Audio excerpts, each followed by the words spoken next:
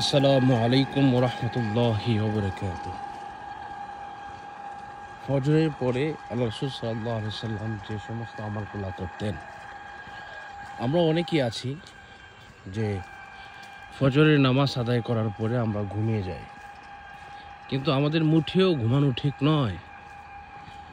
এই যে দেখেন সূর্যোদয় হচ্ছে, সূর্য দেখা যাচ্ছে, এই টাইমে ঘুমানো আপনার শরীরের জন্য যে কত ক্ষতিকর সেটা আপনি মোটেও কল্পনা করতে পারবেন না। এই টাইমে যদি কেউ ঘুমায় তাহলে সে তার দিনের আন্দাজ করতে পারে। তার সারাটা দিন যায় অবহেলায় এবং আনমনা একটা ভাব নিয়ে। এজন্য আল্লাহ রাসূল সাল্লাল্লাহু আলাইহি ওয়াসাল্লাম বলেন, ফজরের নামাজ আদায় করার পরে কেউ যেন বিছানায় না যায়, কেউ যেন ঘুমিয়ে না থাকে। আল্লাহ রাসূল সাল্লাল্লাহু আলাইহি ওয়াসাল্লাম যখন উনি আমল করতেন, আল্লাহরও আদেশ রয়েছে। আল্লাহ পাক বলেন, তোমরা সকাল সন্ধ্যায় আল্লাহর জিকির করো, জিকিরে মশগুল থাকো।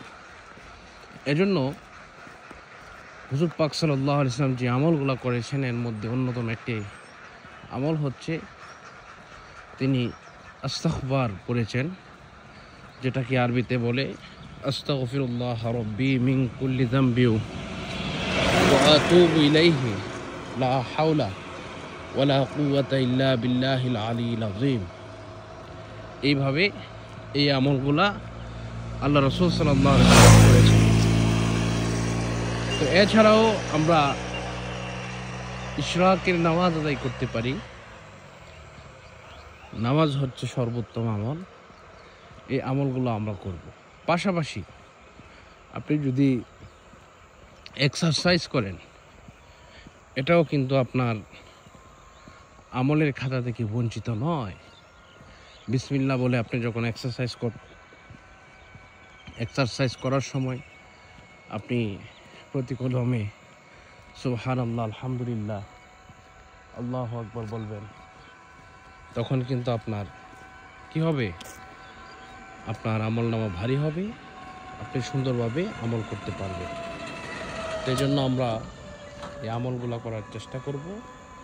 পাশাপাশি যত ধরনের মাসনুন আমলগুলো রয়েছে সমস্ত আমলগুলো আমরা ইনশাল্লাহ করব।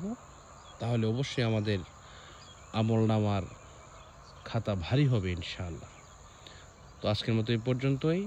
আগামী কোনো পর্বে আপনাদের সাথে যোগাযোগ হবে। সকল সুস্থ থাকুন, ভালো থাকুন। আল্লাহ হাফেজ। আসসালামু আলাইকুম রহমতুল্লাহ।